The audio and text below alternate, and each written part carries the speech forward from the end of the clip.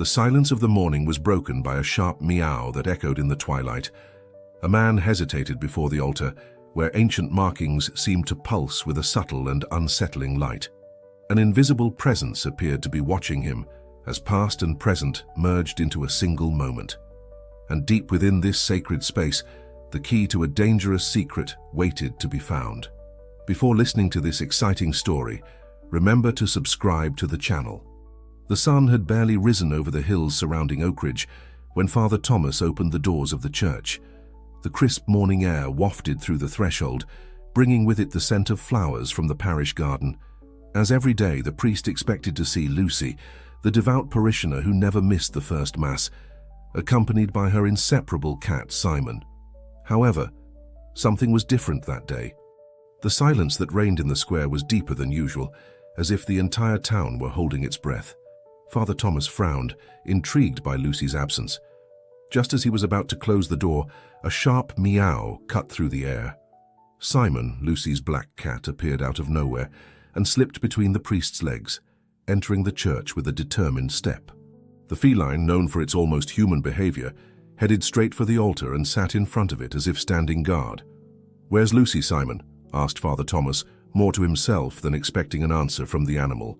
The cat's green eyes seemed to glow with unusual intelligence, fixed on an invisible point above the altar.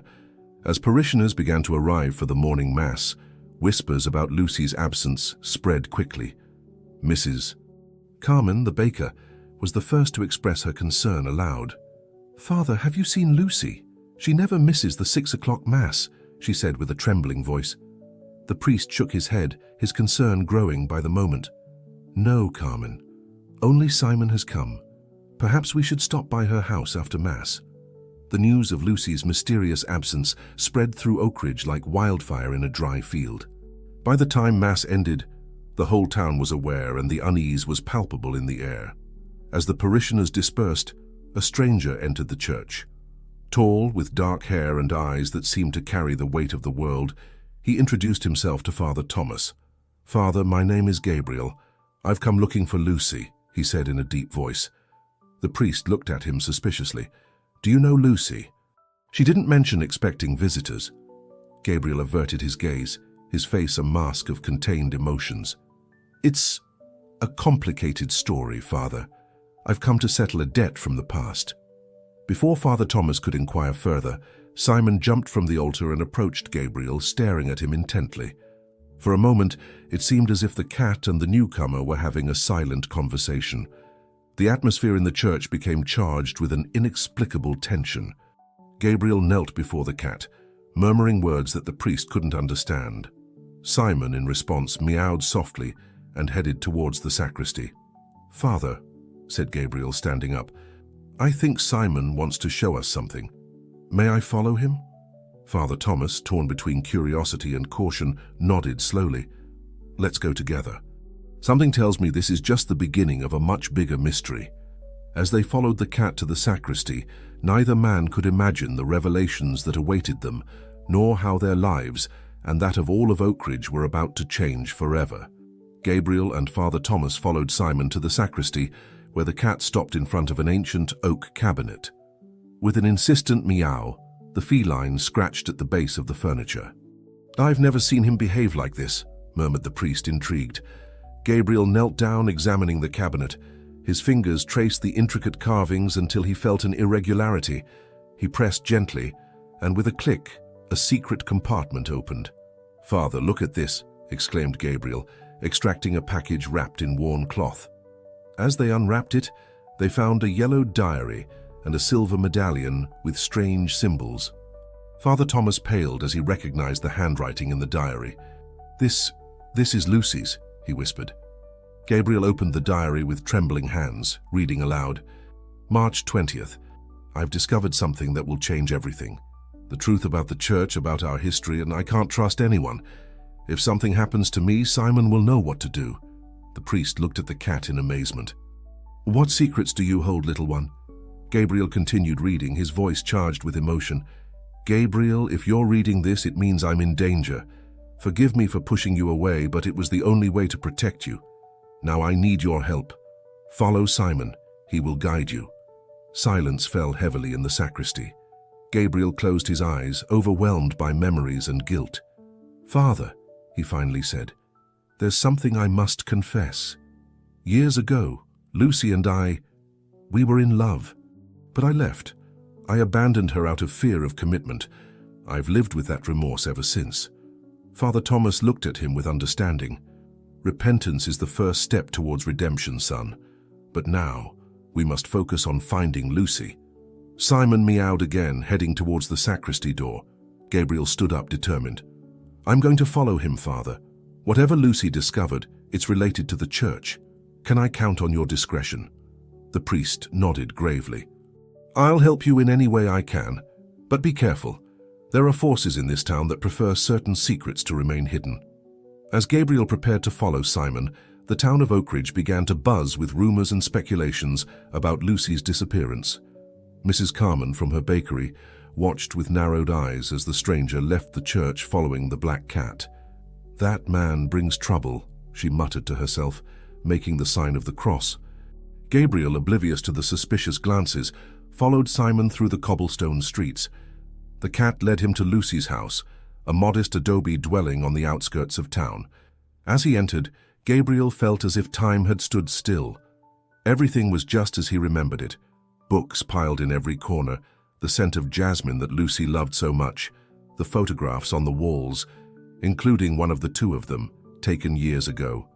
Simon jumped onto a desk, pointing with his paw at a half-open drawer. Gabriel opened it, finding more letters and ancient documents.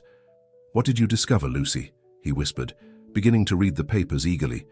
Meanwhile, in the town square, a group of elders was arguing heatedly. "First Lucy disappears, and now that stranger is snooping around," grumbled Mr. Emilio, the blacksmith. "Something's not right."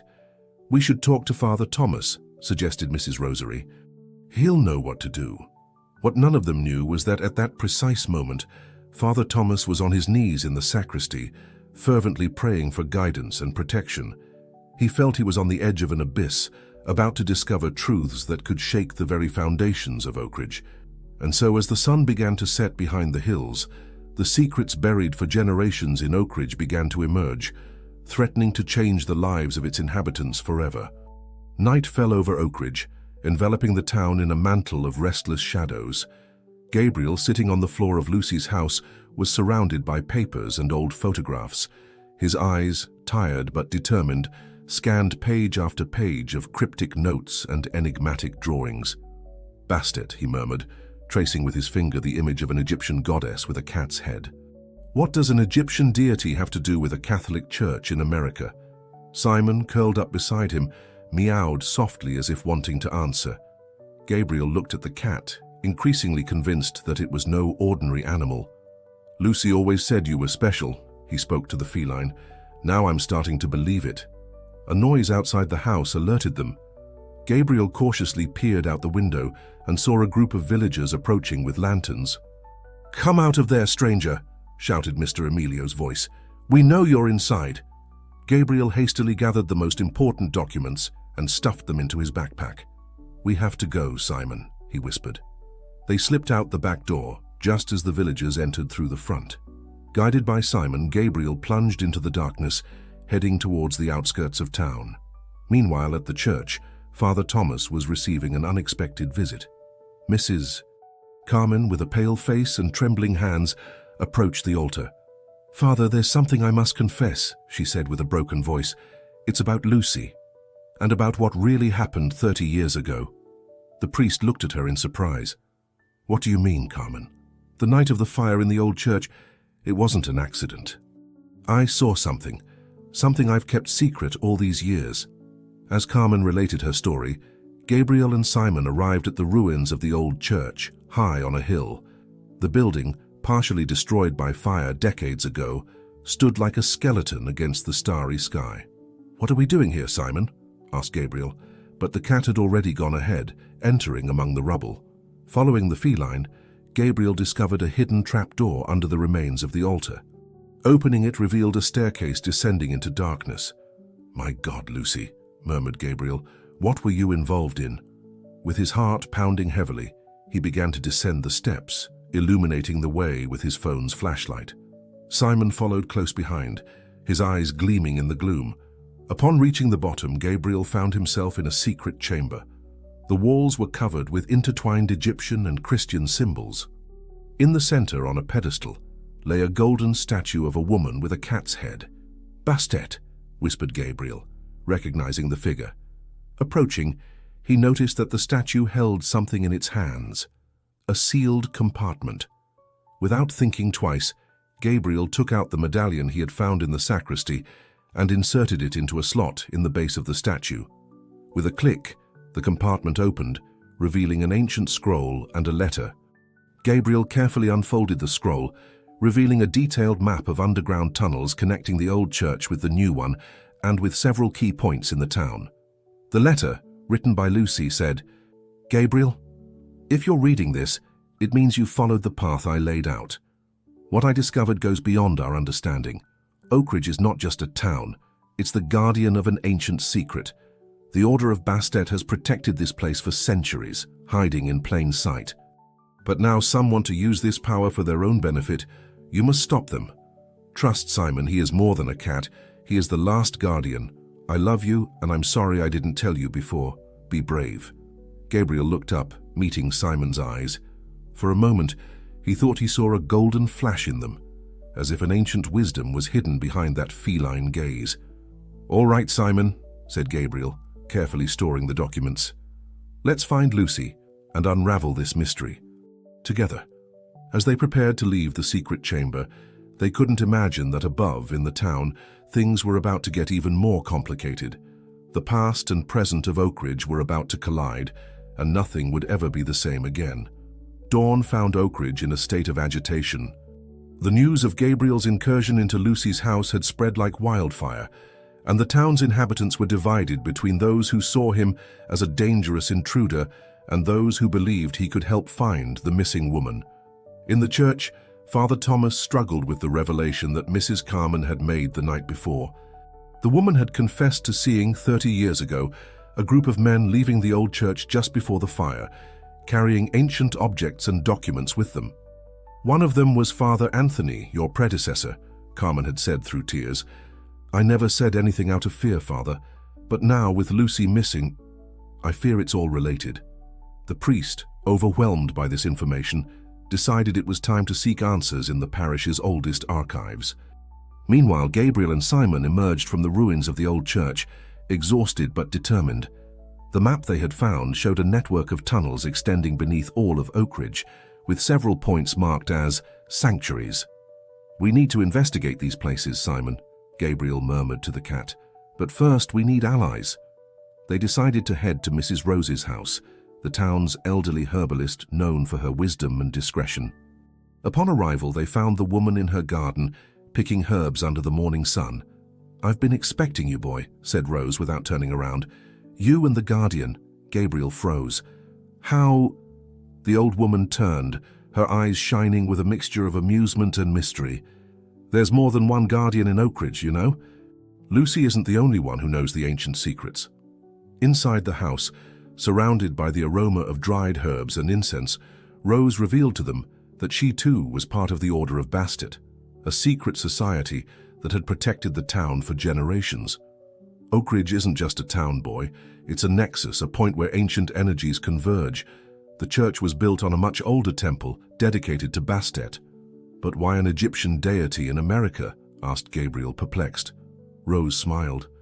"Mysteries are older than borders, son. Bastet, the protector, has many names in many cultures. Here she merged with local beliefs, creating something unique." As they spoke in the church, Father Thomas made a shocking discovery. Among the oldest archives, he found a diary belonging to the founder of Oakridge. In it was related how the town had been established around an ancient sacred place, and how the church had been built to contain and protect something of great power. "My God," whispered the priest, "what have we been guarding all these years?" Back at Rose's house, the old woman handed Gabriel and Simon an ancient key. "This will open the doors of the sanctuaries, but be careful, you're not the only ones seeking answers." Just then, shouts were heard coming from the square. Gabriel peered out to see a group of villagers led by Mr. Emilio, armed with torches and sticks. "Find the stranger," Emilio shouted. "He knows where Lucy is." Rose pushed them towards a back door. "Go use the tunnels, I'll distract them." Gabriel and Simon entered a hidden passageway behind Rose's house. As they advanced in the darkness, guided only by the light of Gabriel's phone and Simon's gleaming eyes, they heard the old woman's voice resonating in the distance. "Calm down, neighbors. What kind of behavior is this? Have we forgotten the hospitality of Oakridge?" Gabriel paused for a moment, overwhelmed by the situation. "Simon," he whispered to the cat, "where's Lucy? Is she safe?" The feline meowed softly and rubbed against his leg, as if wanting to reassure him. Then, with determination, it ventured further into the tunnel. Meanwhile, in an unknown location, Lucy slowly opened her eyes. She found herself in a dark room, surrounded by ancient symbols. Beside her, a hooded figure murmured, "Wake up, Guardian, it's time for you to fulfill your destiny." Oakridge trembled under the weight of its secrets, and the truth was about to come to light, forever changing the fate of the town and all its inhabitants. Gabriel and Simon advanced through the underground tunnels, guided by the map found in the secret chamber. The air was dense and humid, charged with the weight of centuries of secrets. From time to time, they stopped to examine ancient inscriptions on the walls, a fascinating mixture of Egyptian hieroglyphs and pre-Columbian symbols. "It's as if two worlds had merged here," Gabriel murmured, running his fingers over an engraving that showed Bastet alongside what appeared to be an Aztec deity. Simon meowed softly, urging him to move forward. They reached a fork, and the cat, without hesitation, took the path to the left. Meanwhile, on the surface, Father Thomas faced his own crisis of conscience. The documents he had discovered revealed a history of Oakridge's church, very different from what he had always believed. "The Order of the Guardians," he read in a low voice. "Custodians of the sacred nexus where East and West meet." The priest ran a hand over his face, overwhelmed. How many of his predecessors had known this truth? And how many, like Father Anthony, had tried to take advantage of it? At that moment, Mrs. Carmen rushed into the sacristy. "Father, the town is in chaos.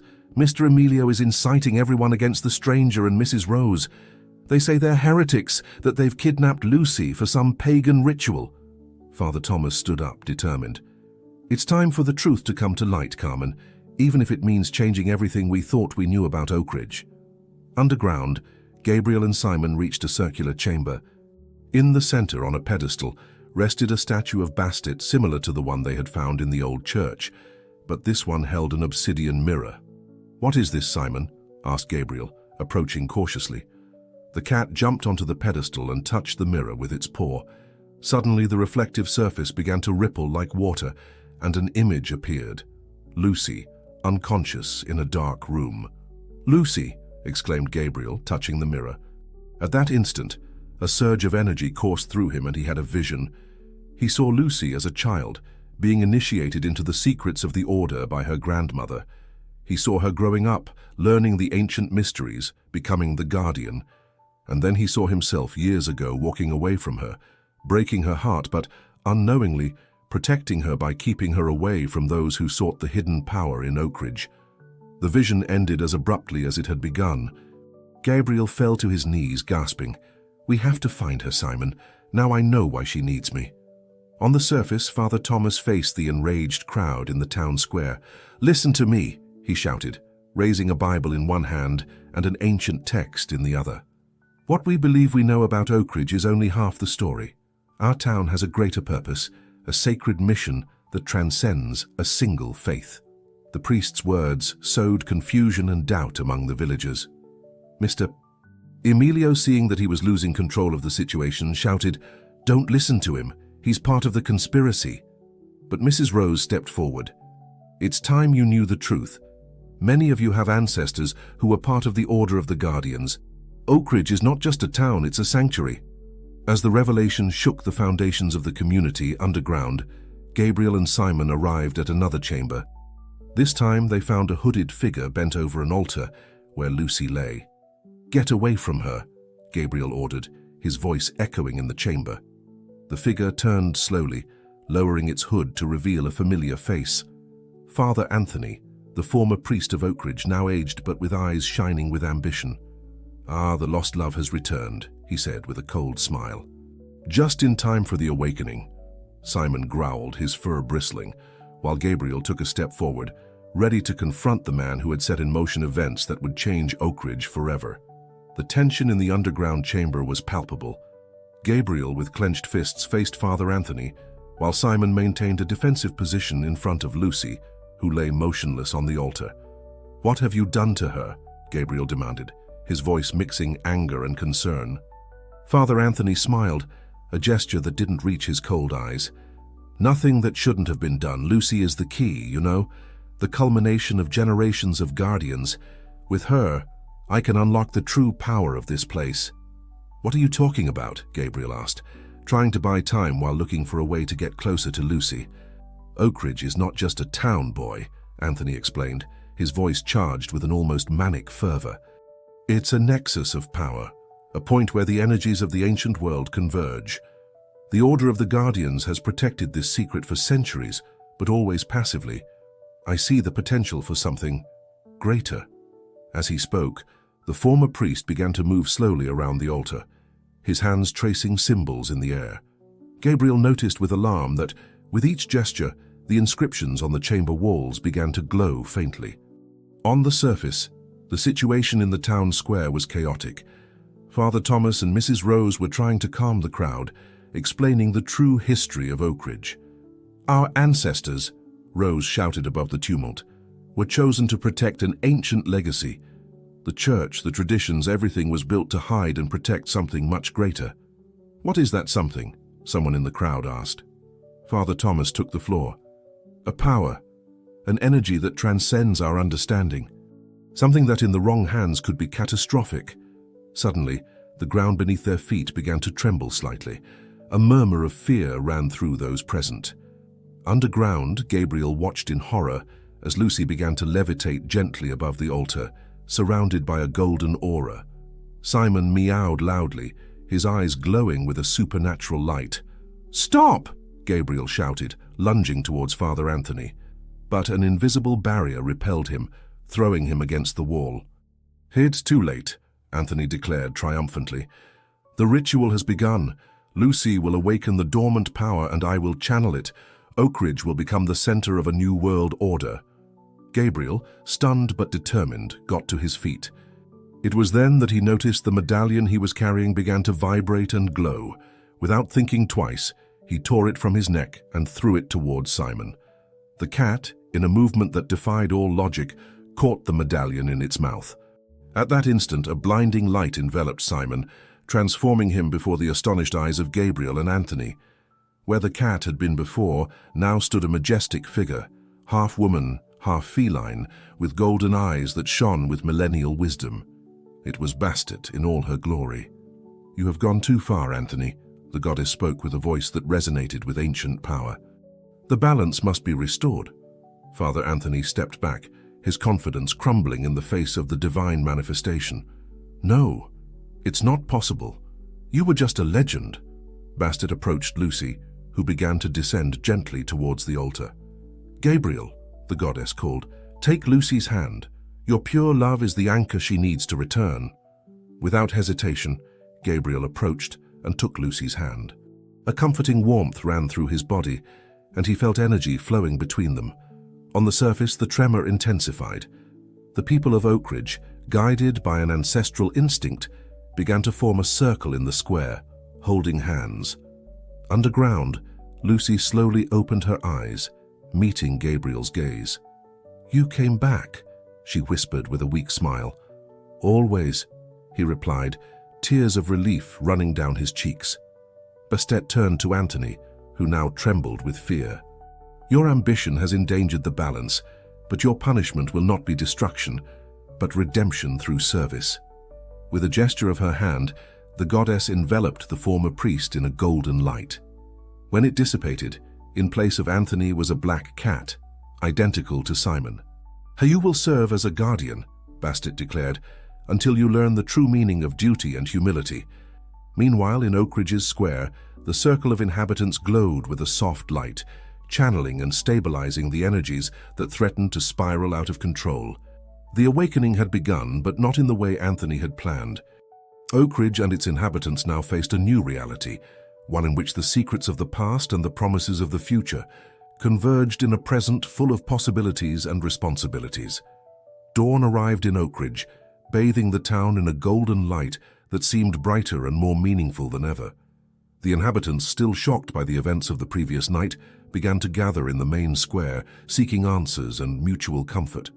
In the underground chamber, Gabriel helped Lucy to her feet, while Bastet observed with a mixture of wisdom and compassion. The new black cat, formerly Father Anthony, curled up in a corner, apparently processing his transformation. "It's time for the town to know the truth," said Bastet, her voice resonating with divine authority. "Centuries of secrets must come to an end for Oakridge to embrace its true destiny." Lucy, still weak but with determination in her gaze, nodded. "You're right. They've lived in the dark for too long." The group emerged from the tunnels with Bastet leading the way. Her majestic presence caused commotion among the inhabitants who had gathered in the square. Father Thomas and Mrs. Rose, who had been trying to maintain calm, were left speechless at the appearance of the goddess. Bastet addressed the crowd with a serene but powerful voice. "People of Oakridge, for generations you have been the unconscious guardians of a great power and responsibility. Today, that veil of ignorance is lifted." A murmur ran through the square, a mixture of awe and fear.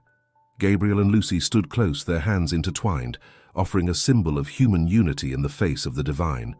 "Your town," Bastet continued, "was founded at a point of convergence where the energies of the ancient and new worlds meet. The Order of the Guardians, of which Lucy is the last representative, has protected this secret for centuries." Father Thomas stepped forward, his face a mixture of confusion and reverence. How can we reconcile this with our faith?" Bastet smiled gently.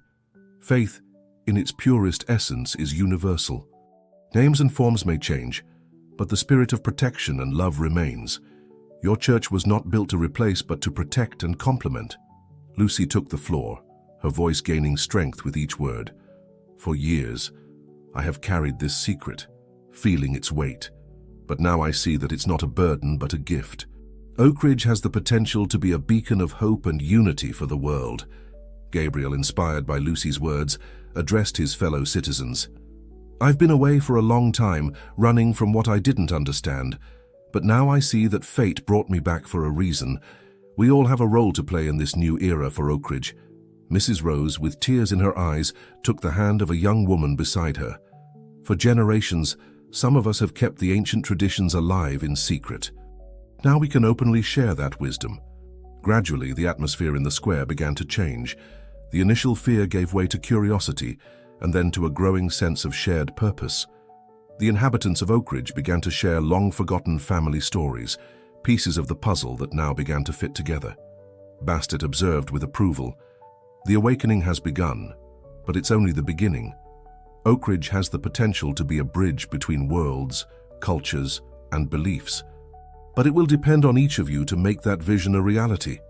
Father Thomas, after a moment of deep reflection, removed his cross necklace and held it alongside an ancient amulet that Mrs. Rose offered him. "Perhaps," he said with a trembling but determined voice, "it's time for our faith to evolve, to embrace a greater truth without losing its essence." As the sun rose in the sky, bathing Oakridge in a light that seemed charged with promises, the inhabitants began to disperse, not with fear, but with a renewed sense of purpose and community. Gabriel and Lucy, still holding hands, approached Bastet. "What's next now?" Lucy asked. The goddess smiled mysteriously. "The path reveals itself as one walks. Your love, tested by time and trials, will be fundamental in the days to come.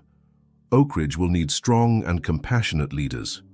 As Bastet spoke, the cat that was once Father Anthony cautiously approached, his eyes reflecting remorse and a desire for redemption. "Everyone has a role to play," said Bastet, looking at the feline. "Even those who strayed from the path can find a way to return and contribute." The chapter of the awakening had concluded, but the story of Oakridge was just beginning to be rewritten, with each inhabitant holding the pen of their destiny in their hands. The following days in Oakridge were of intense activity and profound transformation. The town, previously known for its tranquility and deep-rooted traditions, now bustled with renewed energy and a sense of collective purpose.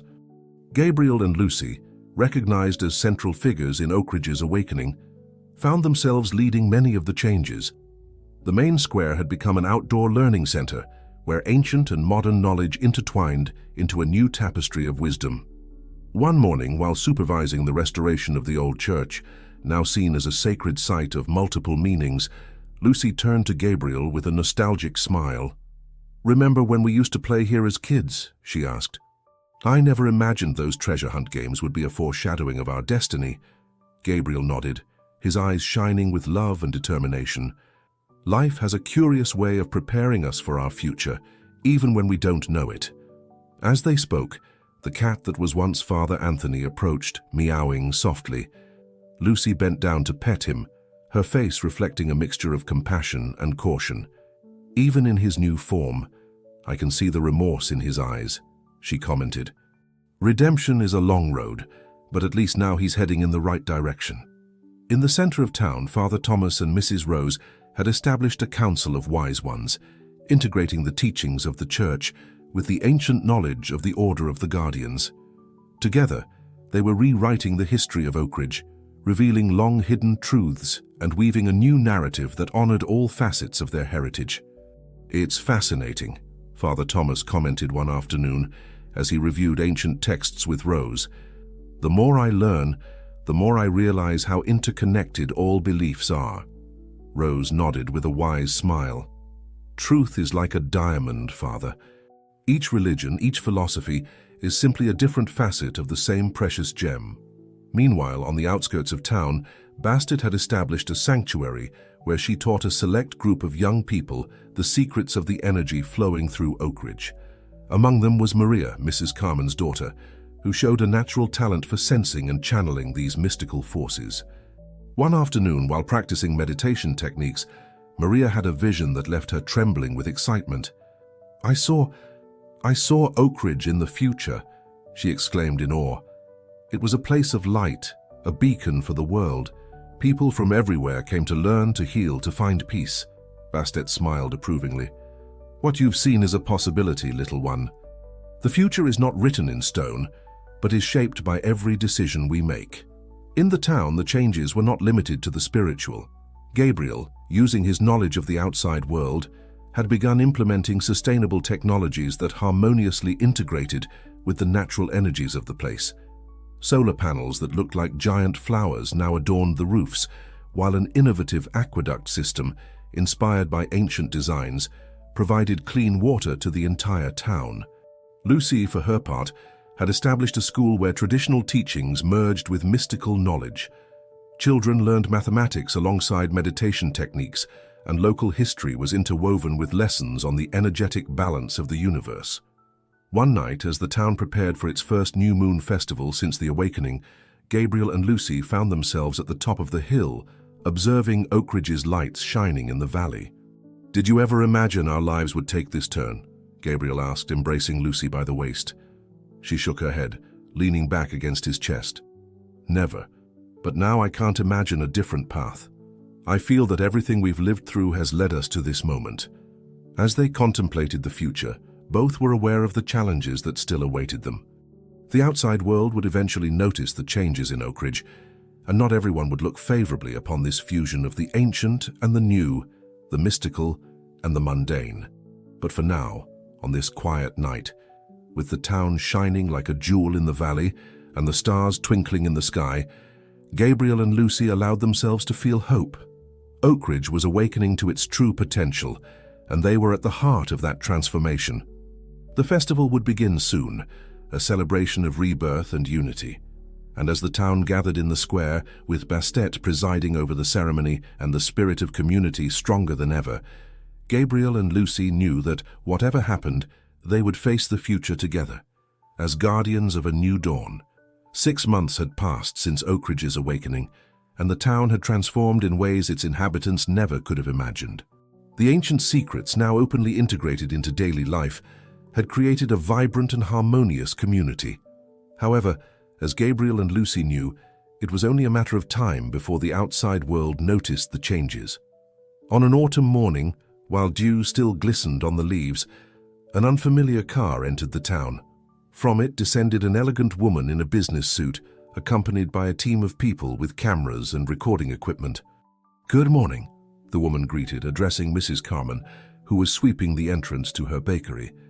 "I'm Dr. Elena Vasquez, anthropologist from the National University. We've heard fascinating rumors about the changes in Oak Ridge and would like to document them." News of the stranger's arrival spread quickly. Gabriel and Lucy, who were at the school teaching a class on energy harmonization, were immediately alerted.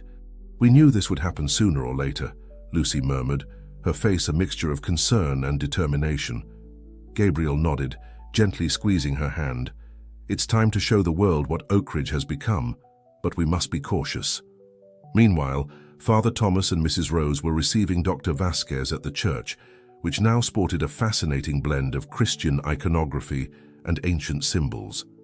"It's extraordinary," exclaimed the anthropologist, her eyes scanning the murals that narrated the secret history of Oak Ridge.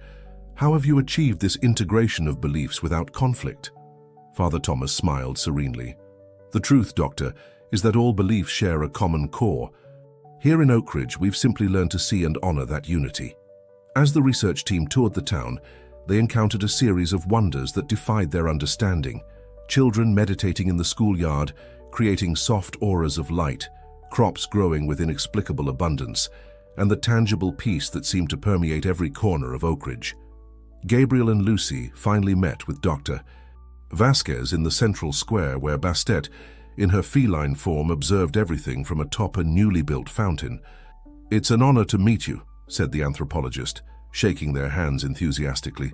"What you've accomplished here is... I have no words to describe it. How did all this begin?" Gabriel and Lucy exchanged a glance, aware that what they said now could change Oak Ridge's destiny forever. "Dr.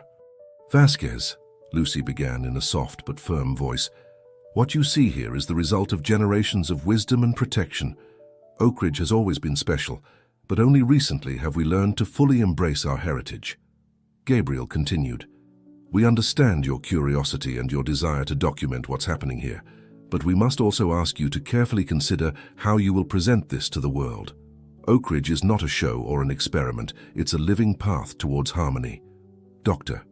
Vasquez listened to them attentively, her expression changing from initial excitement to a deeper understanding. "I understand," she finally said. "What you have here is precious and potentially revolutionary. I promise to approach my research with the utmost respect and consideration." As the research team continued their work, Gabriel and Lucy met with the town council to discuss how to handle this new chapter in Oak Ridge's history. "We can't isolate ourselves from the world," Gabriel argued, "but we also can't allow Oak Ridge to become a tourist attraction or a study laboratory." Mrs. Rose nodded wisely. "Perhaps this is the time to share our wisdom in a controlled manner. We could establish a study center, invite those who truly seek to learn and contribute." The debate continued well into the night, with opinions divided on how much to reveal and how to protect the essence of their community. Finally, they reached a consensus. Oak Ridge would open up to the world, but on its own terms. The next morning, before Dr. Vasquez's team departed, Gabriel and Lucy took them to the hilltop where everything had begun. "What you've seen here," Lucy said, her voice blending with the soft morning breeze, "is just the beginning. Oak Ridge is willing to share its knowledge, but we also need to protect our way of life," Gabriel added. "We ask that in telling our story, you emphasize not only the phenomena you've witnessed, but the spirit of community and harmony that makes them possible." Dr. Vasquez, visibly moved by her experience, nodded solemnly. "I promise to present Oak Ridge not as a curiosity, but as an example of what's possible when humanity unites in harmony with nature and spirit." As the car drove away, carrying the first images and accounts of Oak Ridge to the outside world, Gabriel and Lucy remained on the hill contemplating the future. "Do you think we did the right thing?" Lucy asked, resting her head on Gabriel's shoulder. He hugged her, his eyes fixed on the horizon.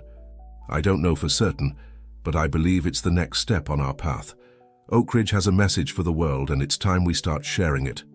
Below, in the town, life continued. Children played in the square, their laughter blending with the soft tinkling of the church bells. Bastet, in her divine form, watched from the shadows, an enigmatic smile on her feline face. Oakridge had awakened, and now, little by little, it began to awaken the world. A year had passed since Dr. Vasquez's visit, and Oakridge found itself on the threshold of a new era. The town, once hidden and forgotten, had become a beacon of hope and wisdom for the outside world. Dawn found Gabriel and Lucy at the top of the hill, watching as the rising sun bathed the valley in golden and pink hues. The town below bustled with unusual activity. It was the day of the inauguration of the Oakridge Center for Harmonic Studies. Who would have thought we'd come so far? Lucy reflected, her hand intertwined with Gabriel's. Gabriel smiled, his eyes shining with a mixture of pride and nostalgia. It's been an incredible journey, and I feel we're just beginning. They walked down the hill hand in hand, greeting neighbors who were preparing for the big day. The central square had been transformed. Next to the restored church and the old town hall, now stood a modern but harmonious building designed to house students and seekers from all over the world. Father Thomas and Mrs. Rose were at the entrance of the center, putting the finishing touches on the preparations. Their faces reflected the excitement and responsibility of the moment. "Are you ready?" Gabriel asked as they approached. Father Thomas nodded solemnly. "As ready as we can be to share our knowledge with the world."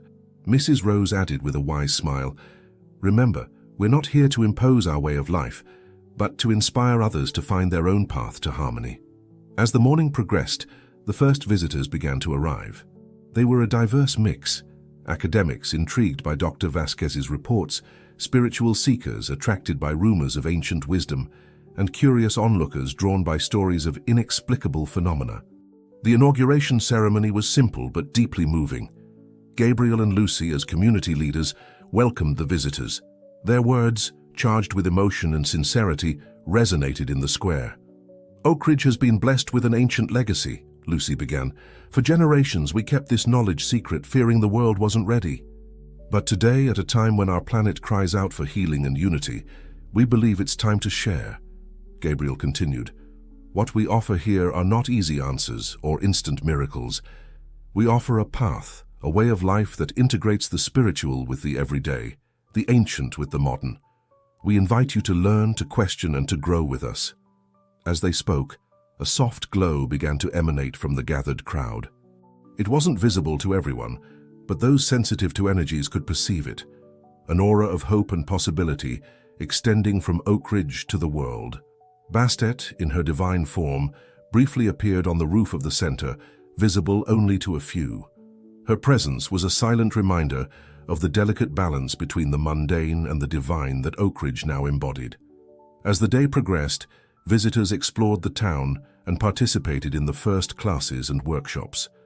Oakridge children could be seen teaching meditation techniques to amazed adults, while in the community garden, Mrs. Carmen explained the secrets of harmonic agriculture to a group of skeptical but intrigued agronomists. In the church, Father Thomas led an interfaith dialogue that left participants with a new understanding of the underlying unity in all beliefs. As night fell, Gabriel and Lucy found themselves once again on the hill, observing the town lights and the stars above. The murmur of voices and laughter rose from the square, where locals and visitors shared a community dinner. "Do you think we did the right thing?" Lucy asked, her voice soft but charged with emotion. Gabriel hugged her, gently kissing her forehead. "I think we've taken the first step on a long journey. Oakridge is no longer just our home, it's a seed of hope for the world." As they contemplated the future, both were aware of the challenges that still awaited them. Maintaining the balance between openness and protecting their way of life would not be easy. There would be skeptics, opportunists, and those who would seek to exploit Oakridge's gifts. But at that moment, under the starry sky, with the town shining like a beacon in the darkness, Gabriel and Lucy felt a deep peace. They had honored the legacy of their ancestors and, at the same time, had opened a new chapter in Oakridge's history. The cat that was once Father Anthony approached silently, rubbing against their legs before sitting to observe the town with them. It was a living reminder that redemption and change were possible, even in the most unlikely circumstances. "Tomorrow will be a new day," Lucy said, her voice full of determination and hope. "And with each new day, we have the opportunity to build a better world." Gabriel nodded, squeezing her hand. Together, as it has always been and always will be. As the night progressed, Oakridge shone with a light that was more than physical. It was the glow of a dream come true, of ancient knowledge reborn for a new world. And at the heart of it all were Gabriel and Lucy, guardians of a legacy that was just beginning to reveal itself. The future was uncertain, but it was full of possibilities. Oakridge had awakened, and with it, a new hope for a world in search of harmony and purpose.